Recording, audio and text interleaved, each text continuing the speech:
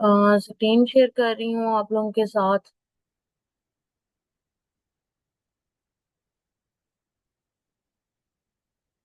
मेरी स्क्रीन नजर आ रही है आप लोगों को?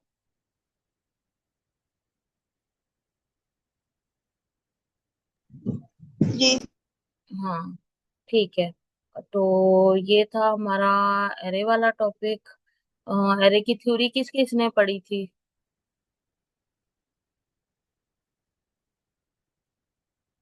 यस मल्टी मैम, पढ़ी थी। हाँ, मल्टी डिमेंशनल एरे को आज हम देखते हैं। मल्टी डिमेंशनल एरे क्या होता है? मल्टी डिमेंशनल एरे यानी पहले जो हमने एरे देखा था वो सिंगल था, या वो रो की फॉर्म में होगा या वो कॉलम की फॉर्म में होगा। वो बोथ साइड पे नहीं हो सकता। वो कंजेक्टिव मेमोरी लोकेशन थी, जो कि क्या थी कि जो एक दूसरे के साथ जुड़ी हुई थी। तो वो एक ही जगह पे जब भी वो लेती थी, या रो की फॉर्म में ले रही होंगी या वो कॉलम की फॉर्म में, और उसकी इंडेक्स के जरिए उसकी वैल्यू जो है वो एक्सेस करते थे। ठीक है। अ,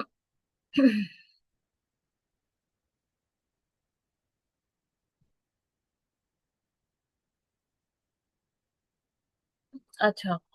अब जावा मल्टी डिमेंशनल एरेज क्या होते हैं? Java array can have multiple subscript to represent more than one dimension. One dimension को रिप्रेजेंट करने के लिए मोर देन जो है वन सबस्क्रिप्ट यानी कि इंडेक्सेस जो है वो यूज होते हैं।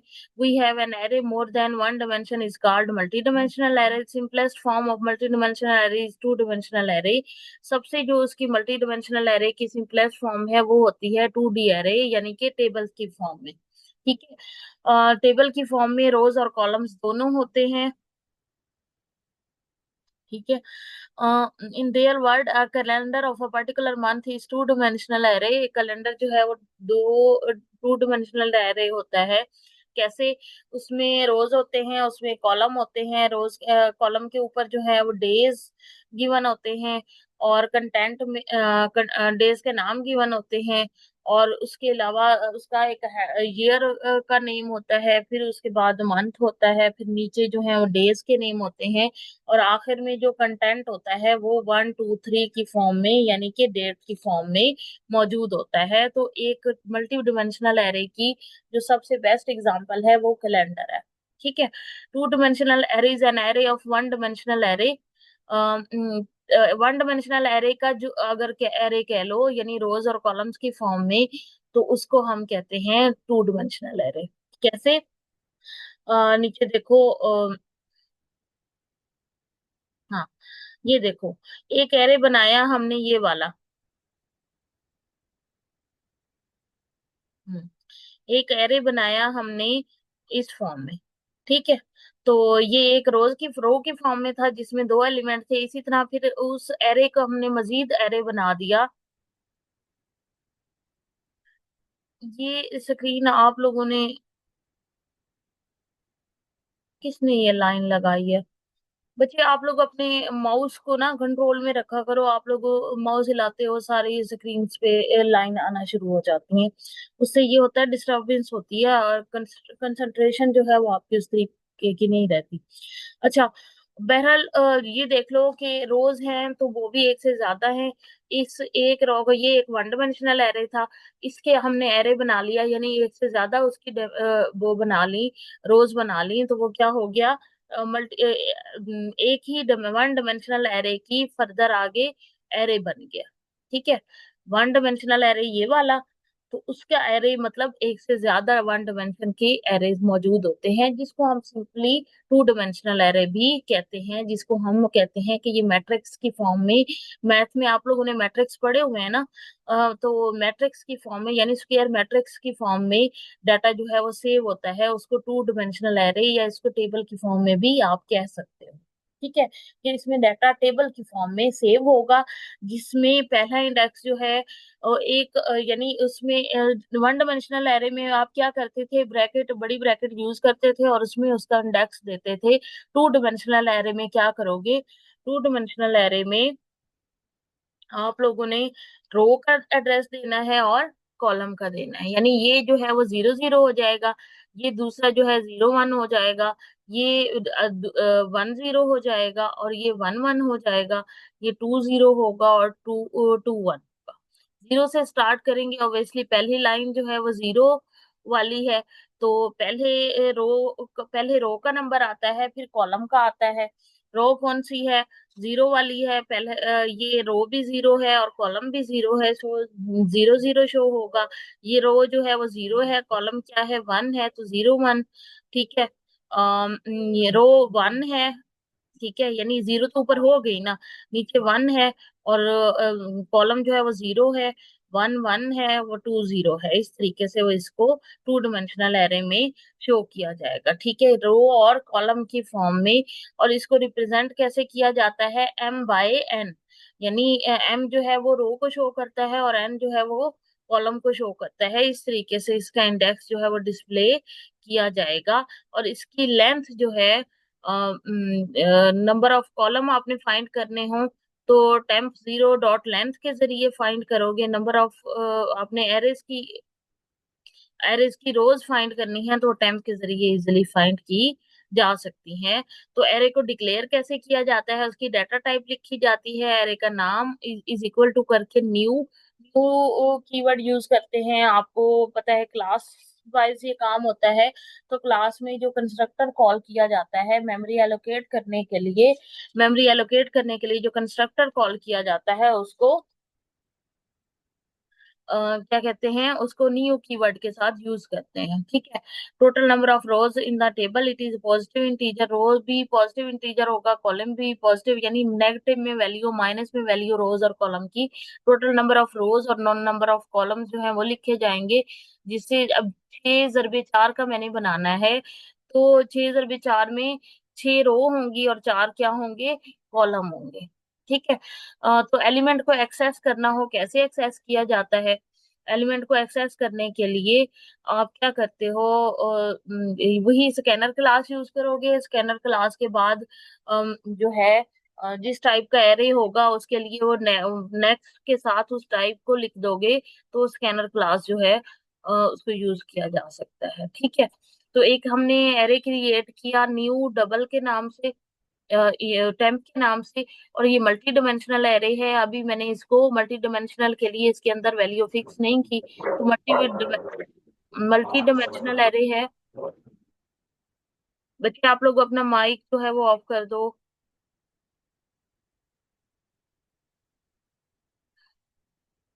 अच्छा, मल्टी डिमेंशनल एरे है तो इसके लिए ये दो जो है आप बड़ी ब्रैकेट जो है वो इस्तेमाल करोगे, जिससे आइडिया हो जाएगा कि कितनी रोज हैं और कितने कॉलम्स हैं। आर जो है वो रो के लिए यूज होगा, सी जो है वो कॉलम के लिए यूज होगा। दो लूप लगाओगे, मल्टीपल लूप, उनके अंदर वैल्यू को एंटर करने के लिए। तो आप नेस्टेड लूप लगाओगे। नेस्टेड लूप में ये बाहर वाला जो लूप है वो रो के लिए होता है, और अंदर वाला जो लूप जो है वो किसके लिए होगा? कॉलम के लिए होगा। नेस्टेड लूप आप लोगों को पता है, उसको समझाने की आप लोगों को जरूरत नहीं है। सिंपल वन डिमेंशनल एरे के लिए एक लूप लगता है, और टू डिमेंशनल एरे के लिए जितनी रोज होंगी, जितने कॉलम्स होंगे उतने ही आप लोग यानी कि दो लूप, नेस्टेड लूप लगाओगे, जिसमें रोज और कॉलम का डाटा जो है वो डालोगे। ठीक है। प्रोग्राम है, write a program that input data into a table and display it on screen in tabular form.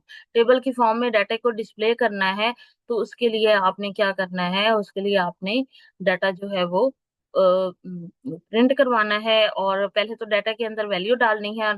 Value enter कराने के लिए आप स्कैनर क्लास का यूज करते हो, उसके लिए आप स्कैनर क्लास का एक वेरिएबल असाइन करोगे।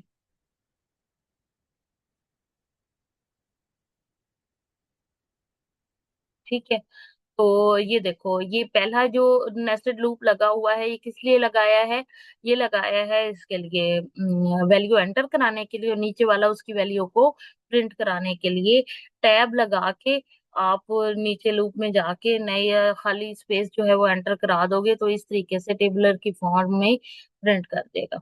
Right a program that input data into a table, find out the largest और स्मॉलेस्ट वैल्यू। लार्जेस्ट और स्मॉलेस्ट वैल्यू हमने फाइंड करनी हो, एक तो हमने एरे लेना है किसकी फॉर्म में? टेबल की फॉर्म में, और उसमें देखना है लार्जेस्ट और स्मॉलेस्ट वैल्यू जो है वो कौन सी। ठीक है। अ,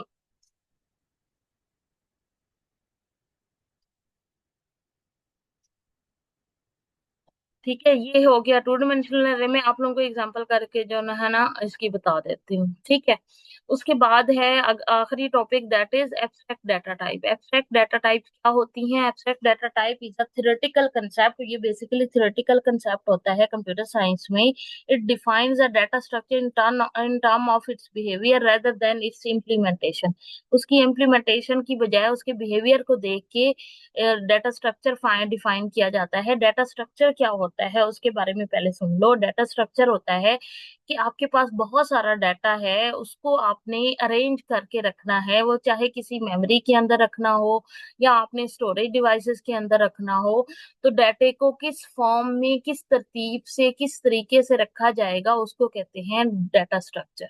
कि डाटे को स्ट्रक्चरिंग करना, बाहर उसका फ्रेमवर्क बनाना जिसके अंदर, ताकि डाटा इजीली रखा जा सके, और फिर उसमें से डाटे को निकालना, यानी कि डाटे को व्यू करना, प्रिंट करना। ठीक है, तो वो चीजें देखी जाती हैं। तो एब्स्ट्रैक्ट डाटा टाइप क्या होती है? एब्स्ट्रैक्ट डाटा टाइप एक थ्योरेटिकल कंसेप्ट है। It focus on what operations can be performed.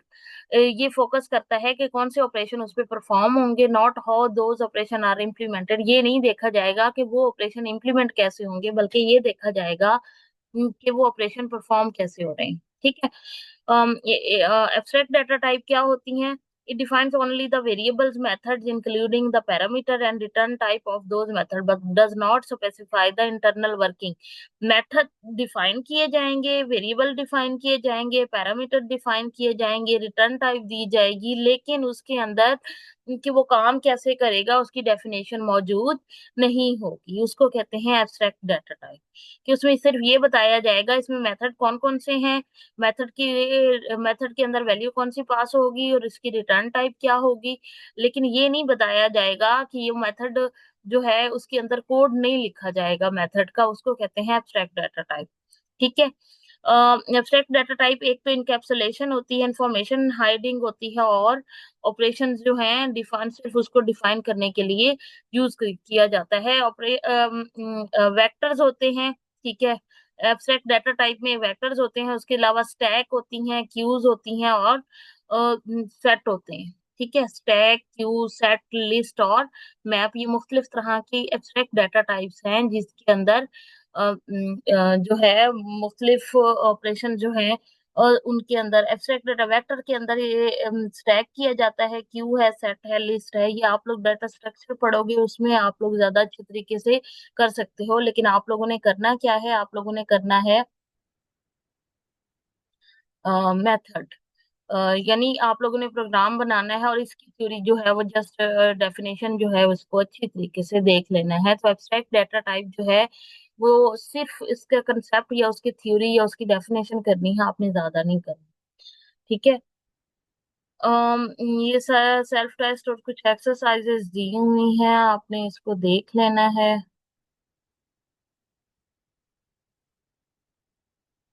फिर दोबारा से स्टार्ट हो गया। अच्छा,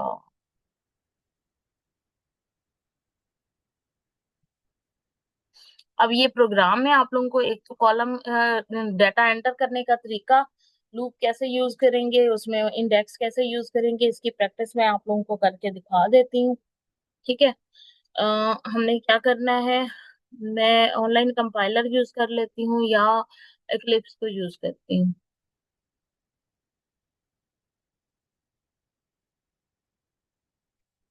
ऑनलाइन कंपाइलर का मैं इस्तेमाल कर लेती हूँ, ऑनलाइन कंपाइलर यहाँ पे मौजूद हूँ।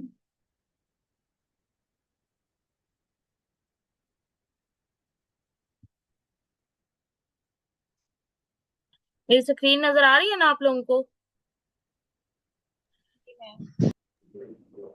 Yes, ma'am.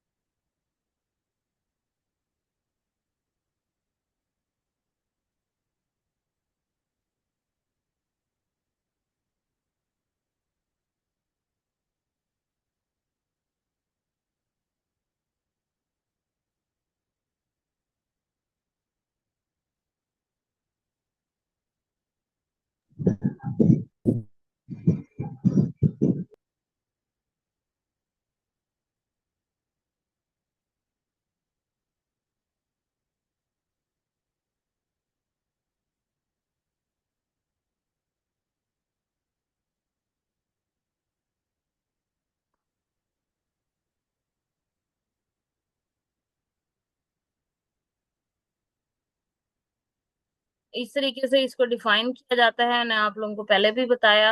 डेटा टाइप डाली जाएगी, आगे दो खाली ब्रैकेट डाली जाएंगी, आगे एरे का नाम डाला जाएगा, उसके बाद बताया जाएगा न्यू और इंट नाम का जो एरे वो एरे है वो क्रिएट किया जाएगा। इंटीजर टाइप का एरे होगा। स्ट्रिंग टाइप का है तो यहाँ पे स्ट्रिंग लिख देंगे।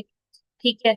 उसके अलावा फर्दर टाइप का है तो आप वहां पे दे सकते हो। ठीक है। तो ये है टू डिमेंशनल एरे का कोड। इसको कोड को रन कर लेते हैं। ये देखो, ये इसका कोड है।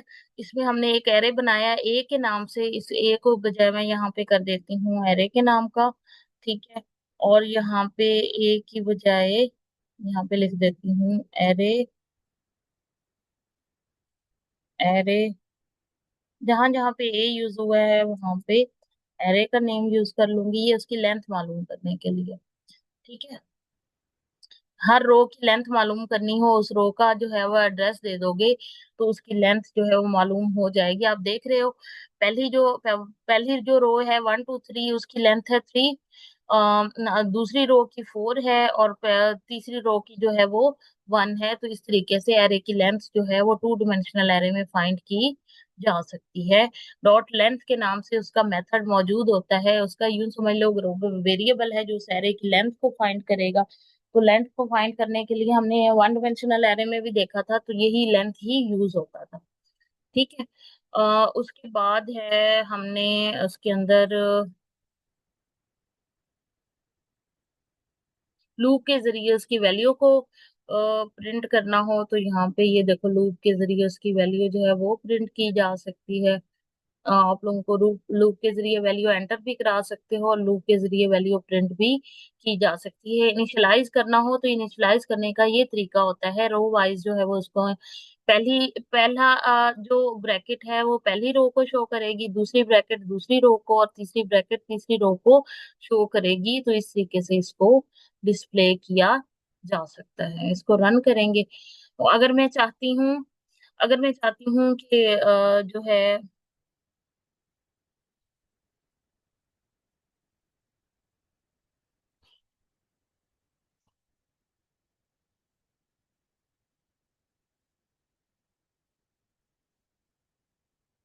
अल्लाह, आप लोग ना ये उस पे डस्टर से इरेज कर देते हैं।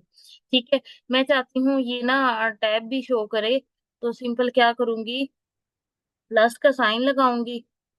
ठीक है। प्लस के साइन के साथ ये और \t और यहाँ पे system dot out dot println में अ,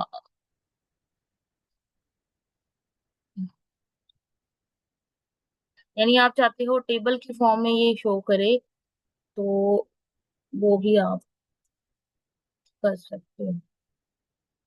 खाली आप system dot out dot println करोगे तो ऑटोमेटिकली वो अगली लाइन में क्या कर देगा, प्रिंट कर देगा।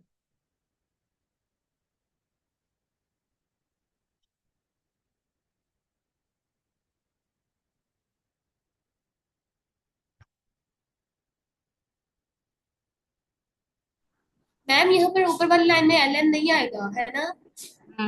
एलन नहीं आएगा, मैंने एलन इरेज कर दिया क्योंकि वो लाइन ही ब्रेक करता है। जी। ठीक है।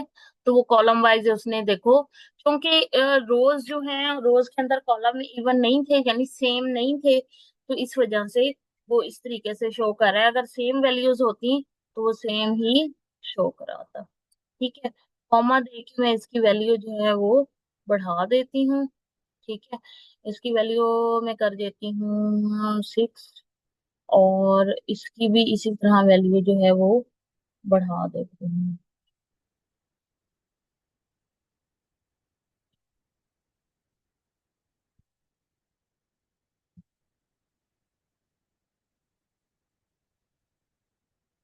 बाकी इसकी फॉर्मेटिंग जो है सेम वैसे कर सकते हो, ये देखो ये उस तरीके से शो कर रहा है। अगर आपने यूजर से वैल्यू लेनी है, यानी इसके अंदर इस तरीके से वैल्यू एंटर नहीं करानी, बल्कि आपने क्या करनी है, यूजर से लेनी है वैल्यू, तो उसके लिए एक स्कैनर क्लास होगी। स्कैनर क्लास के अंदर नीचे में देख लेते हैं, मेरे आउटपुट है।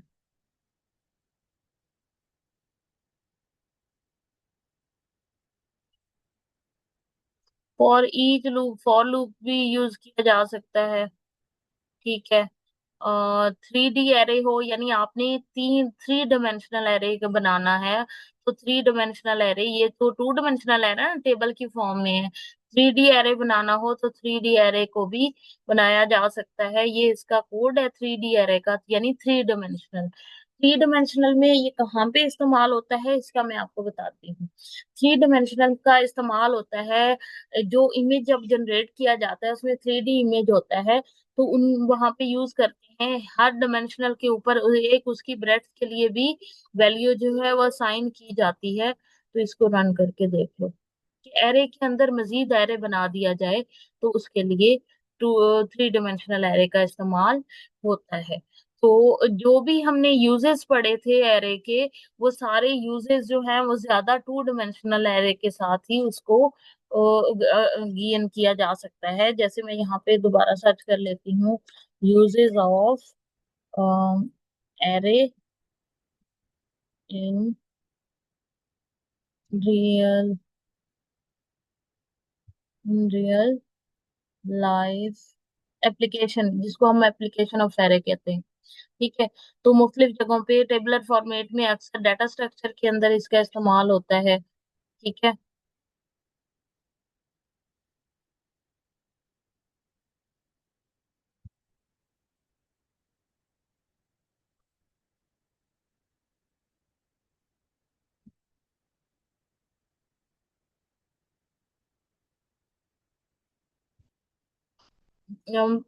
उसके अलावा हम टू डिमेंशनल एरे टेबल का फॉर्मेट, अक्सर टेबल के फॉर्मेट में ही एरे को हम यूज करते हैं। 3D एरे में, ये देखो 3D array, array one, array two, array three, इस तरीके से, ठीक है। डाटा स्ट्रक्चर में इसका इस्तेमाल होता है। उसके अलावा इमेज में इस्तेमाल होता है। स्टैक्स और क्यूज को इम्प्लीमेंट करने के लिए हम यूज करते हैं, ठीक है, एरे। और इसके अलावा ये देखो, अब ये भी एरे की ही टाइप है जिसमें डाटा पुश और पॉप करते हैं। और डाटा स्ट्रक्चर में एरे का इस्तेमाल बहुत ज्यादा है, सीपीयू की स्केजुलिंग के लिए है, ठीक है। सीपीयू के अंदर प्रोसेस जो हैं वो एग्जीक्यूट होते हैं, लाजिम बात है वो प्रोसेस जो हैं सारे एकदम से इकट्ठे एग्जीक्यूट नहीं होते, तो वो लिस्ट बनती है प्रोसेस की, तरतीब बना के प्रोसेस को सेव कर देता है। तो प्रोसेस को जो सेव करेगा वो किसकी फॉर्म में, एरे की फॉर्म में करेगा, और फिर वहां से उठाएगा।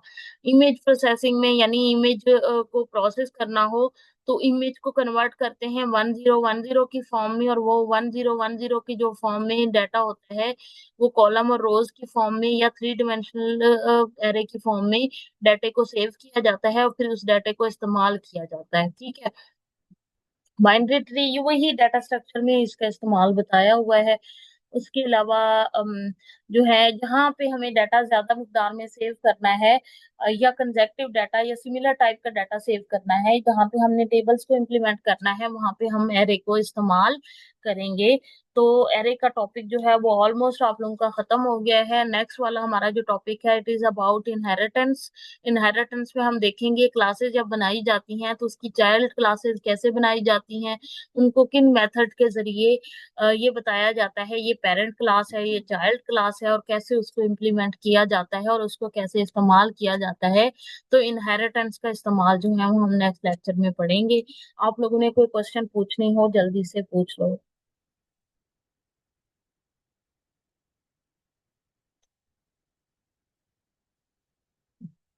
जी, कोई क्वेश्चन पूछने, नहीं तो फिर मैं पूछती हूँ क्वेश्चन आप लोगों से। कितने लोगों की अटेंडेंस आ गई है? अभी है 4-5 मिनट।